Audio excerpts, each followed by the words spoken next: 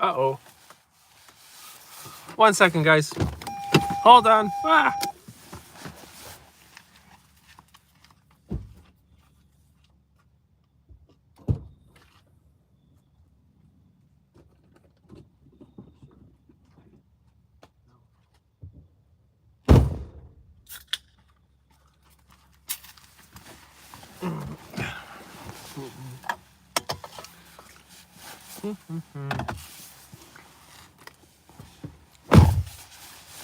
Hello, hey Phil boy. Nice to see you. I wasn't sure if any of my normal guys. Hey Andrew, how are you? Where am I? I don't disclose the state I'm in or even the region. I'm in my car because my kids are home and I can't do a podcast or anything really with my kids in the house because they run around, they scream, they cry, and I can't I can't block out my kids. I can block everything else out, but I can't block out my children. They immediately just go, they get all of my attention. So even if I'm doing something, like my brain and my heart are going towards my kids. Hello, lots of berries. Hello, Test 55. No, oh, where did I go? Well, yeah, I was gone. Yeah, I just didn't do a live yesterday because I was just, it was a family day, you know. Oh, sorry, Safwayne. I'll be posting. I'll be on frequently. During COVID, you became committed to learning more.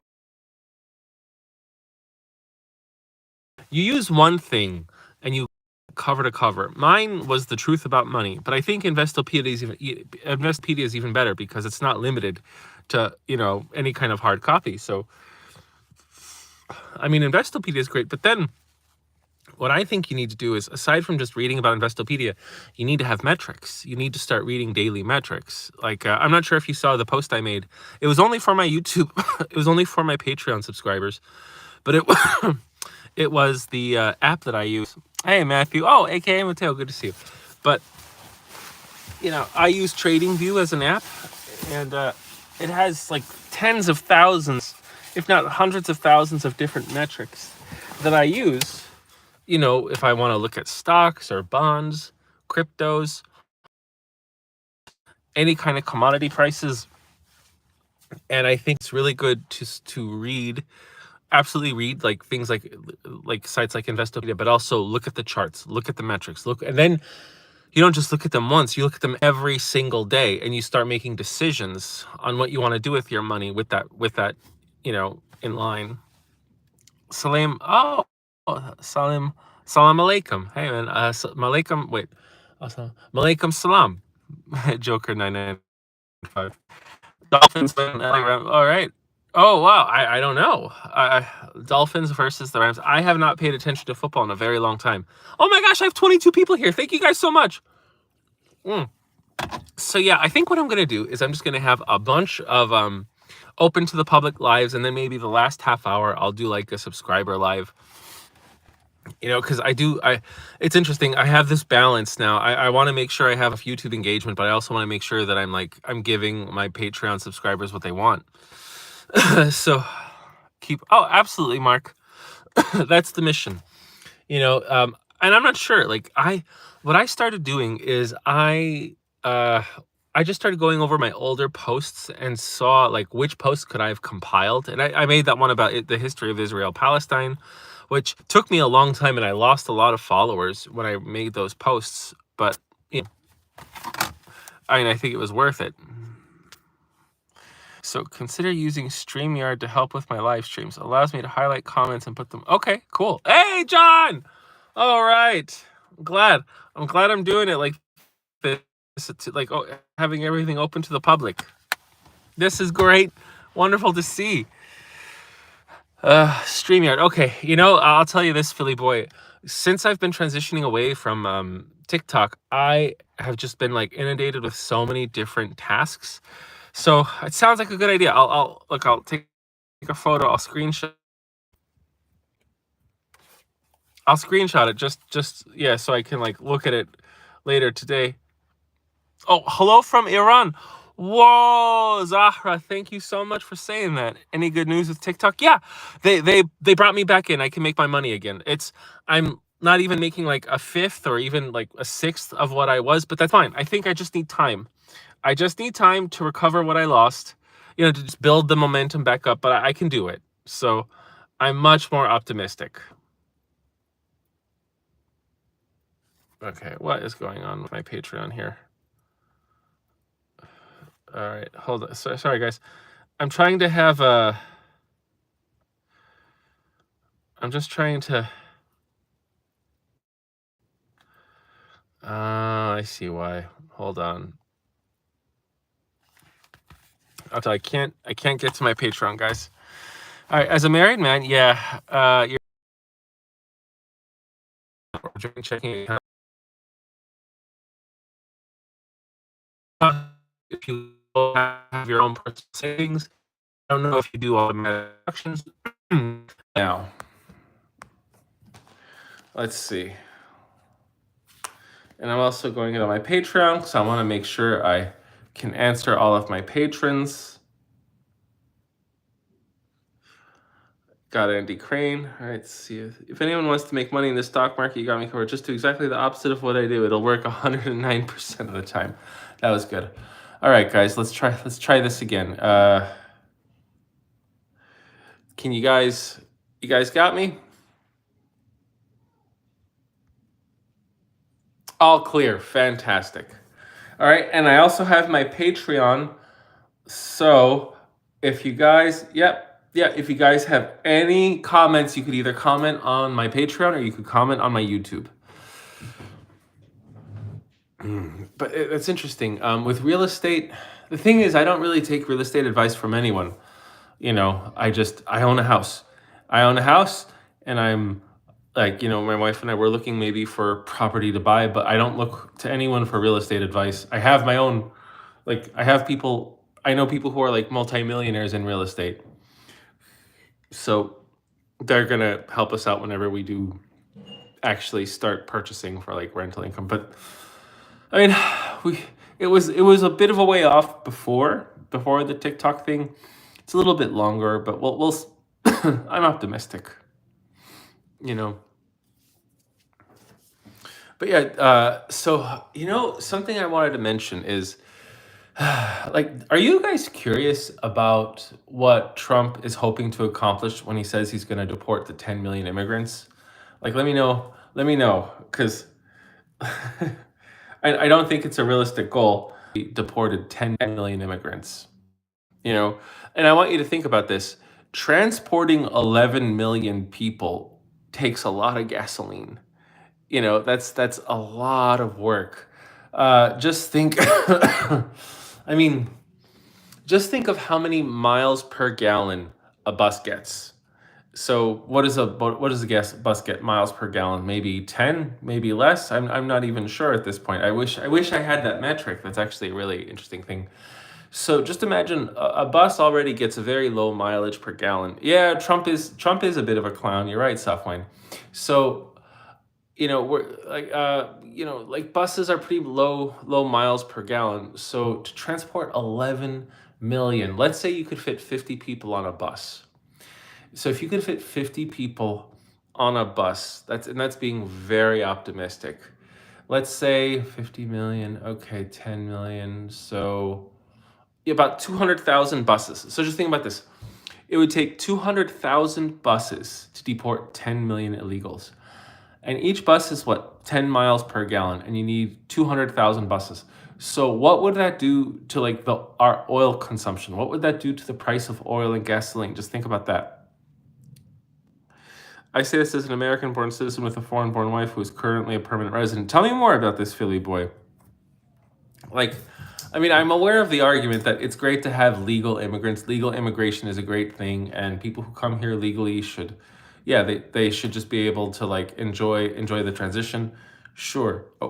He said he wanted to go to war with the cartel and bombing Mexico. Yeah, that's. I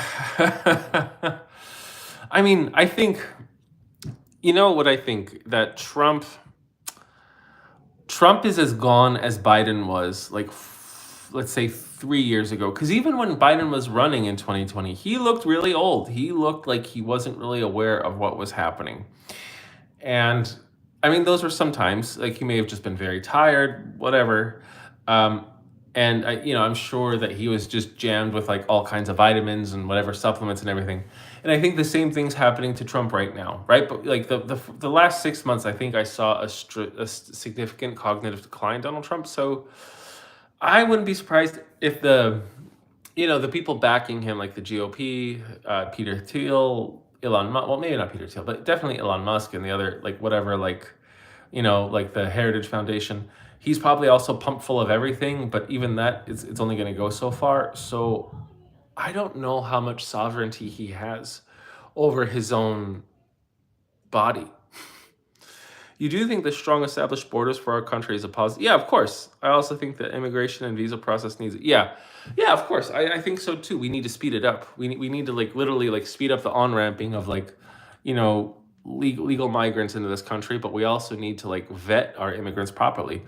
I wouldn't mind having my taxes increased if we built a very strong border along Mexico and built a lot of processing centers, put tens of thousands of more border guards, so we could actually properly vet the Mexicans that come in, and not Mexicans, but just the immigrants that are coming in from the Mexican border, because then we can really get the best of the best, okay, for whatever purpose they serve. And anyone else, like, you have a criminal record or anything, you're escaping, sorry, I don't care. I don't care who you brought with you.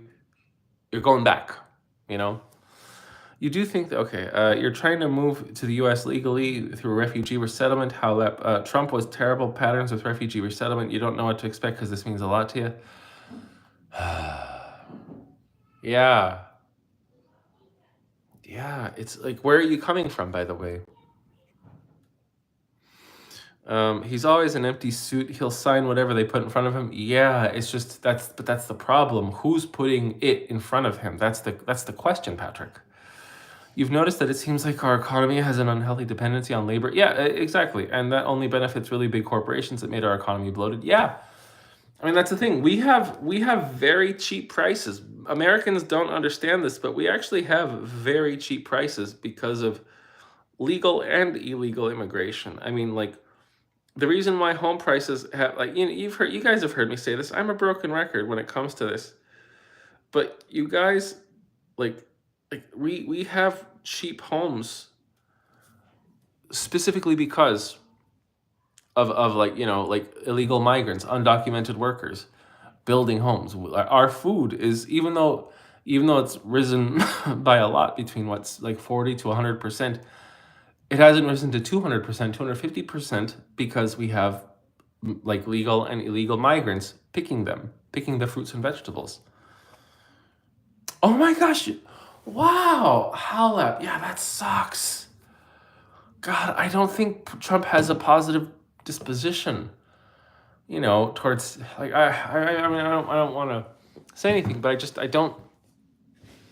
I've never seen any media or anything, seen any of his, heard anything he said that would give me the impression that he would favor, like, migrants from any non-European country or non-white-ish country. But I could be wrong, oh,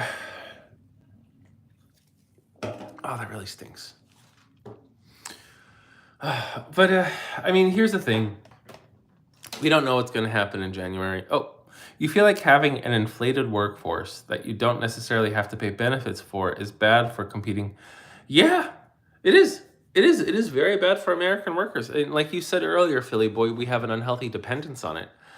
And it's like, it's not just the corporations that have a dependence on it. It's the American consumer, because I do think that, like, firms should pay wages that allow an American to have a decent quality of life.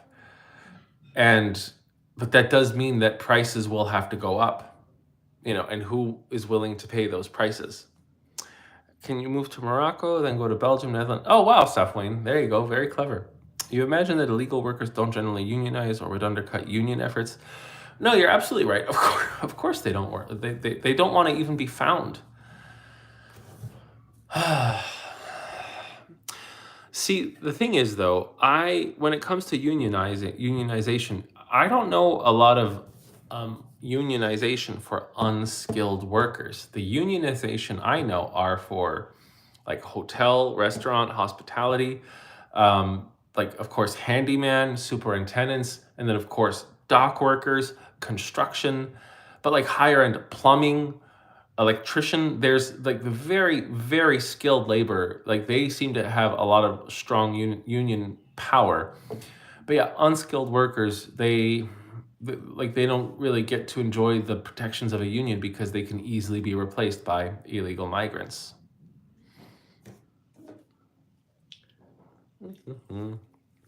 Anyone's curious, I'm drinking a seltzer, just a seltzer, you know. Oh my gosh, Amar Hossein. Yeah, wait, let's see. I just want to make sure. Arem Hossein Karaz. Wow, Karamzadeh. That's a very cool name. You know, I hope you guys like my coverage of Iran. Like I actually have a deep admiration for Iran, for the culture. It's the leadership I don't like. I think the leadership is quite brutal. But the history, like people forget that Iran was Persia. Like, and Persia is one of the oldest civilizations on the planet. They're one of the oldest language on the planet. I know they're not as old as like Sanskrit or Tamil, but still it's very, very old. You know, they were such a nexus of cultures from like the east and the west, and they were so rich, like culturally, economically.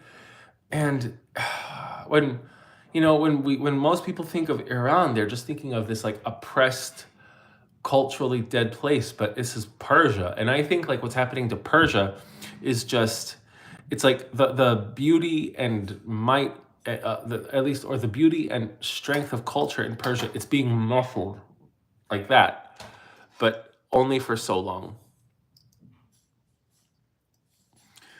All right, yeah, it's gonna be difficult, but your two uncles did it Morocco to Belgium. Okay, all right, Safwane, there you goes. So Safwane, you're from Morocco. All right. And how are they liking Belgium, by the way? Hello, Walter White again. Trump or woman? What do you think? Well, Trump won. Trump won. And I had my predispositions against Trump, but I'm not going to say anything bad about him because he's going to be my president again. You know what I mean? And I believe in freedom of speech. I know I can absolutely criticize him, but that's not what we need right now. And I voted for Kamala. I campaigned very hard for free for the Kamala Harris campaign. But if Trump is our president, that's my leader. You thought to yourself, if all illegal workers were to vanish tomorrow, companies would be forced to downsize. Yep. Okay, well, they would downsize, and then, it's not like just one or two companies. We would see millions of Americans losing their jobs. And then, you would see, yeah, absolutely, there would be the correct compensation would be given to the American worker. But and the thing is, then this is and I don't have the answer to this, Philly boy. If that does happen, then how much do they have to downsize to be able to adequately compensate a worker without pushing too much of the cost onto the consumer? Because if prices rise too high, then we have inflation, and it's not inflation because of the money supply. It's inflation because of the cost of goods. And like it's literally like just the production of goods, prices that went up, and the Fed can't do anything about that. The Fed can only deal with like with money supply inflation. This is something else. You're in Brussels. It's nice. There are a lot of Moroccans here. Oh, that's great. I don't think I was ever in Brussels, but I was in Ghent, and I was in, yeah, I think I was in no, I didn't go to Bruges. I think I was just in Flanders. Yeah, I was just in Flanders when I was in Belgium. I really enjoyed it though. I went to a lot of frietkots and I went to friet lounges. It was fun. I'm a fan. I would love to have gone to Belgium again. I loved the butter. I loved the cheeses. And I felt like the people were. I don't know. Tell me if I'm.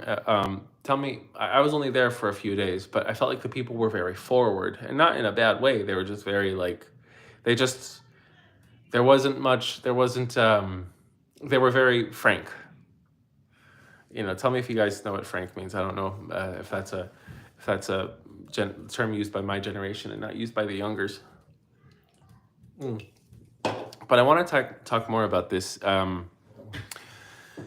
You know, and now I want to research this because of Philly Boy '08. When we doubled the minimum wage in 1950, people don't people's memories are very short, especially when it comes to GOP. GOP people. In 1949, there was a labor shortage. Wages were too low, and even though people came back from the war, there was a population surplus almost, but there was a labor shortage. People didn't want to go back to work. So we ended up going through an economic contraction, and we started going through the early process of deflation again. So the president at the time, Harry Truman, was worrying that we were going to have another Great Depression, that the war was just this temporary fix for the Great Depression, and that once that ended, the economy would start to be extremely sluggish again. And so he saw that, okay, everyone's back home, but people aren't going to work. We have a labor shortage. And he doubled the minimum wage. And when he doubled the minimum wage, all the conservatives, all the big corporations, the Department of Commerce, they all protested. They wrote letters. They said, this is going to destroy the economy. This is going to turn us into the most communist country on the planet. And what happened? We ended up going through an economic boom. And the resolution was to make sure that wages matched inflation, or even went a little higher than inflation. And that happened for like 25 years. And for those 25 years, we had one of the most prosperous era in American economics.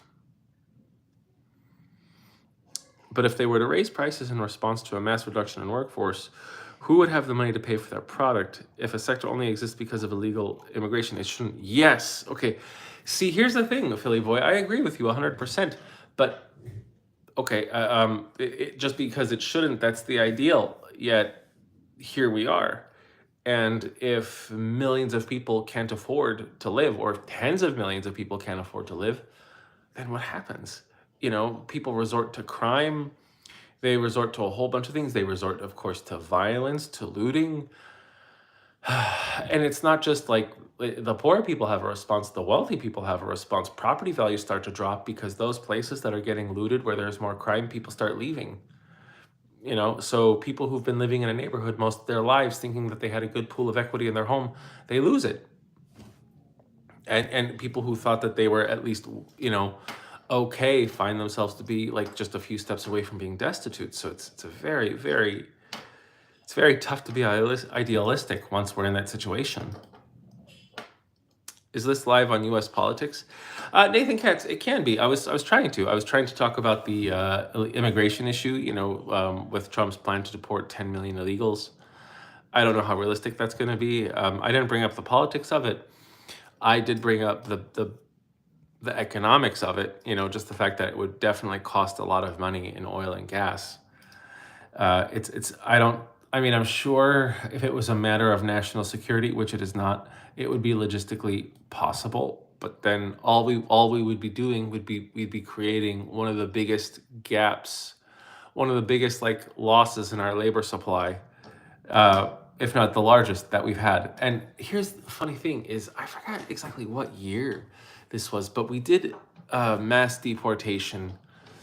I believe it was in the 1940s. I don't know if it was before World War II, but it was mainly California and I believe Arizona and New Mexico, where the government just started raiding, homes of illegal immigrants and kicking them off, putting in buses. We deported maybe 10 to 20,000, and then the rest of them just left. Hundreds of thousands, if not over 1 million immigrants that were here illegally left the country. And it just, but the thing is, I don't know how well the economy fared. It may have actually fared okay, because again, it was in the 40s. And maybe, who knows, maybe that huge mass deportation was the reason why we had this huge cut in the labor supply.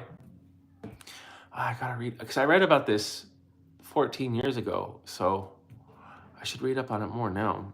To the logistics of deportation. Sorry if this sounds silly, but could we not use U.S. Armed Forces resources to do it? Helicopters? Sure. Oh, that's fine, Philly Boy, but that still costs a lot of fuel. You know what I mean? It costs a tremendous amount of fuel to transport 200,000 US soldiers, across borders. Imagine how much it would cost to, transport like 10 million people. And I don't know, I mean, just from the people I know in the military, the there's not so much of a concern for human rights when it comes to our own people, but when it comes to anyone else, we do have to obey certain protocols. Again, this is just me, like, just saying what I've heard. This is purely anecdotal. I haven't read anything about this, but I feel like we would have to pay more attention to human rights issues with illegal immigrants than our own soldiers. You know.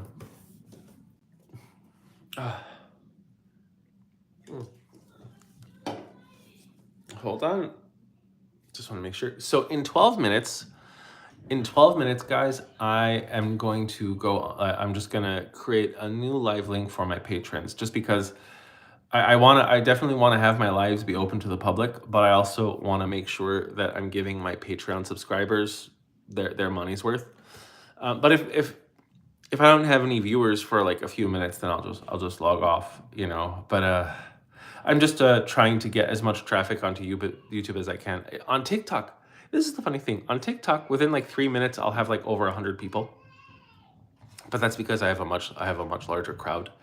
And I also have so many trolls. I have so many trolls on TikTok that, like, I mean, half the comments are just people like, haha, Kamala lost, haha, you lost, ha ha ha ha, But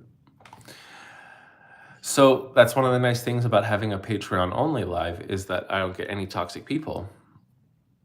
Does Patreon have a method to gift subscriptions like how much Twitch does?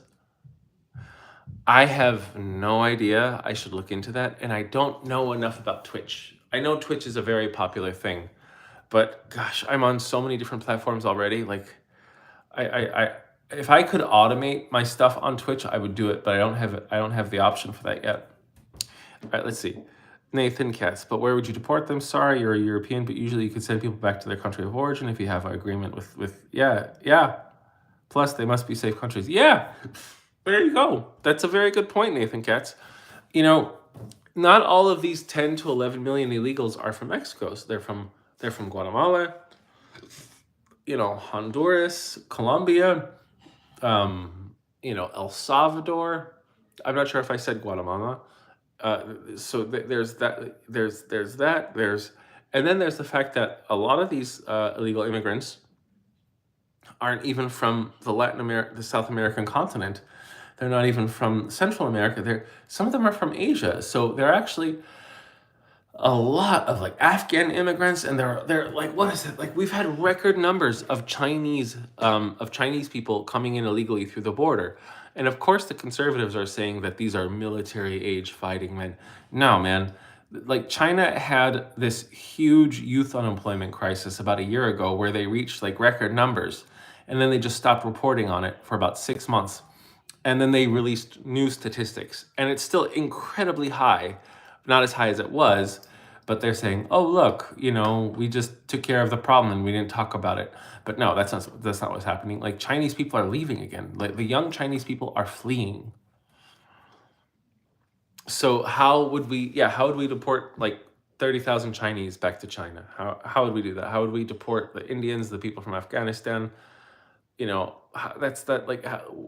would cost the taxpayer so much money when the illegals are actually adding to what the taxpayers are giving. But again, Trump, I think he just knew exactly what to say. That's all. He just said that he's going to deport illegals, and there's a lot of benefits to saying you're going to do it and then not doing anything about it, because you say you're going to do it, and then the idiots will just believe that it's happening.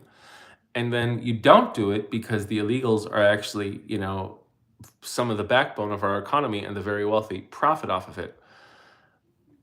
And they just stay there doing what they're doing. And the dumb people aren't aware enough to even know that they haven't been deported. And the illegals are scared. The illegals, then they're very scared, and then they become desperate. And if they don't deport themselves, and they do really want to stay here, they'll take even lower wages. They'll have even more of they'll allow even more of their human rights to be suspended.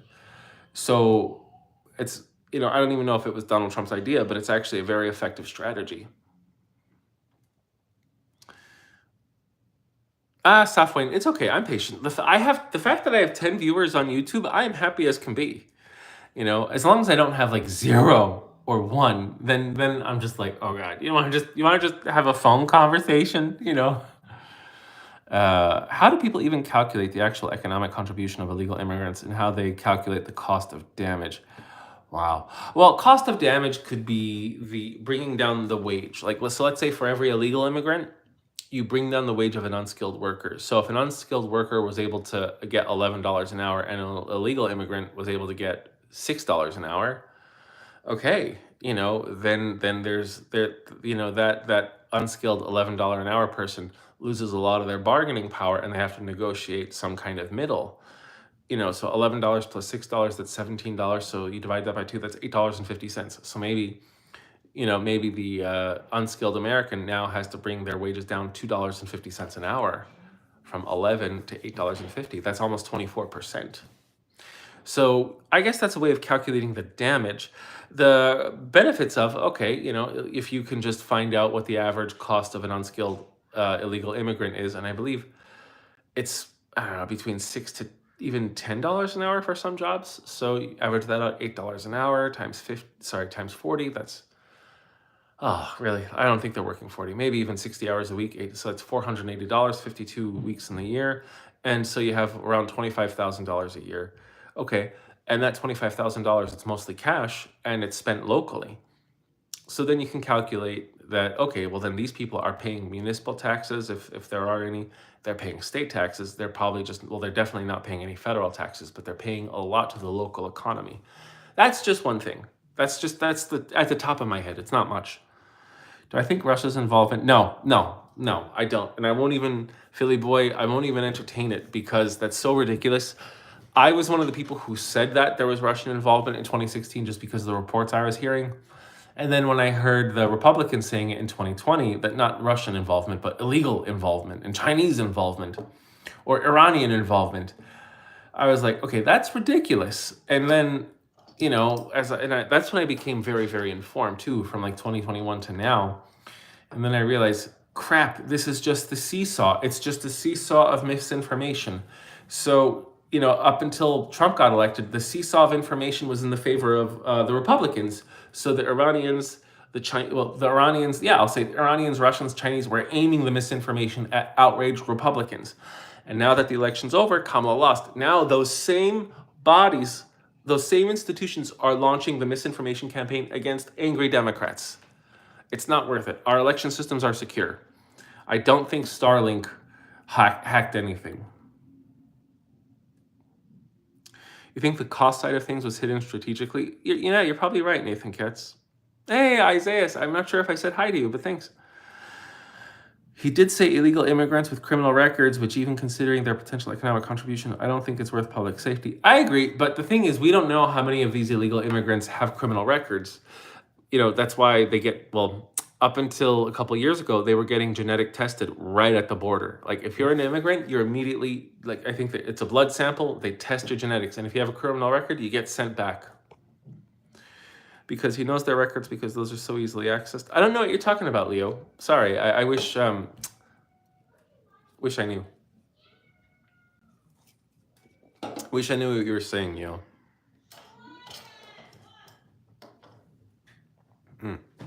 I am loving this live. This is great. But I think it was you, Philly boy. When I have time, I'm going to yeah, I'm gonna definitely do a mailbag and I'm gonna put all of the questions that you guys ask me. I'm just gonna aggregate them and then I'm just gonna answer. I'll mention your question, your question, and then I'll answer it. I feel like that would be great for a YouTube live. Sorry, Leo, could you tell me what you mean about their records? Because those are so easily accessed. I don't know what you were referring to. And let me just make sure I answered everyone's question here. You're in Brussels, okay.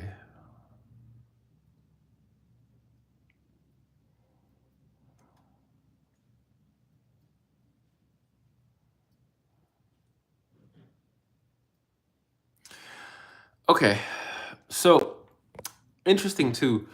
I feel like when oh, let's see. Sorry, I'm getting all these comments on my Instagram, and I'm just getting the notifications. I'm just trying to dismiss them. So I think Iran. Hello, how you doing, Karanda? I think Iran is absolutely horrified now, and it's interesting because you know during the summer a plot to assassinate Donald Trump on the side of the Iranians was taken out by the FBI. And I think the reason why Iran knew this is because why they did this is because they knew Donald Trump was going to get elected. I think they like I guess they got a good pulse of what the Americans were feeling, and they were like, "Wow, Trump's getting reelected." They tried to do something, but they can't. I mean, Iran. To me, it's like I'm sure Iranians in their area are very like their intel and everything. They're very scary and dangerous, but America knows where at least Putin is at all times. The American military also knows where every Russian member of parliament is at all times. So at any time, if Russia does anything too wrong, like America can just completely eradicate the entire Russian government and there's no leadership. And I wouldn't be surprised if we knew the same thing about Iran, which is why we even warn our enemies if something's going to happen to them, like some terrorist attack. And but now the fact that Iran's plan was so easily discovered and foiled, and Trump is like, "Oh, really?" So I think Trump has a whole theme park of things ready that he's going to do to Iran. You've also seen some TikTok creators use Cash App as the mailbag thing. They answer questions that are sent with donations. Oh my gosh. That's brilliant. How many North Korean soldiers? Oh man, I heard it was like 2,000, but then some people say it's 10,000, so I haven't even read that. You understand that we need cheap labor via illegal workers being exploited. However, are we as a nation really okay with that since we're always advocating for workers' rights? Seems hypocritical. Yeah, but this is a country of hypocrites. You know what I mean? Uh, it's like that's what I'm finding out. That's absolutely what I'm finding out. I mean, the GOP is like the perfect example of it because they claim to verbally uphold the highest of moral values. That's what they say with words. But the actual content of their character is so subhuman. And I think that's actually a very old trick that the GOP just knows how to master, as we could see with like the current GOP candidates or the earlier GOP candidates, and of course our president. And I mean, if we really want to tackle the illegal immigrant situation, I think it's really that is dependent on how much power we can exact over the corporations. Like there's nothing we could say to fix this problem. Like we would need to like actively vote, actively protest, and I mean, like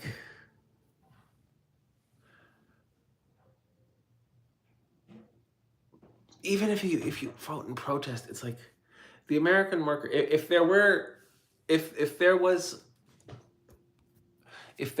a cutoff of the supply of illegal immigrants, then yeah, the American worker would definitely see their rights go up and their wages. But the only way that could really be tackled. Okay, I'm gonna finish this question and then I'm gonna go to subscribers only. And who knows, it might only be 2 or 3 people. Is if first we have to stem off the tide of illegal immigration. So we really do have to secure our borders. Okay, we do that. And then we have the illegal immigrants that are here. And this isn't something that's going to happen quickly. But I mean, it's like, then we have a choice. Do we actually start combing through work sites to get rid of the illegal immigrants? Or just vet them and see, okay, you don't have a criminal history, you can stay here. And we on-ramp them to American citizenship. And the ones that do have a criminal record, they just go right back. It doesn't matter what, doesn't matter how tragic or horrible it is. But really, that's all done well and good. But really, if we really wanted to do something, and this would require us, voting for the right candidates, and also being able to like deal with higher costs, also probably fundraising and campaigning, we have to push for the companies that are hiring illegals to get fined by state and federal government. Because if we started fining the actual businesses that were employing illegal immigrants, then you would start to see illegal immigration die down. So, I mean, that's just a very rough draft. I don't have a whole proposal. All right, I just want to answer these last, and then I'm going to go to my subscribers only. Do I see Democrats ever fighting back against gerrymandering? Yeah, but the thing is, we're not going to do it with the idiots who stayed home. 10 to 15 million Democrats either just didn't feel motivated, they felt so disenfranchised, or they decided to take some idiotic moral high ground and not vote, or they were, or they didn't vote for Kamala out of protest for Israel-Palestine, so they let Trump get elected. So those people, like, I don't know what to do about them. I mean, it's like now they're just going to get a lesson with like Israel just indiscriminately bombing everything they want with carte blanche. And I'm sorry, I'm just so mad at the stupid pro-Hamas people who thought it was a good idea to not vote out of protest against Kamala's administration, because now the cat's out of the bag and the mice are going to get butchered. But the Democrats, they can only really fight back against gerrymandering if we can actually make more concessions with the middle. We silence a lot of extreme left arguments, silence a lot of extreme left agendas, and we also start picking more favorable candidates.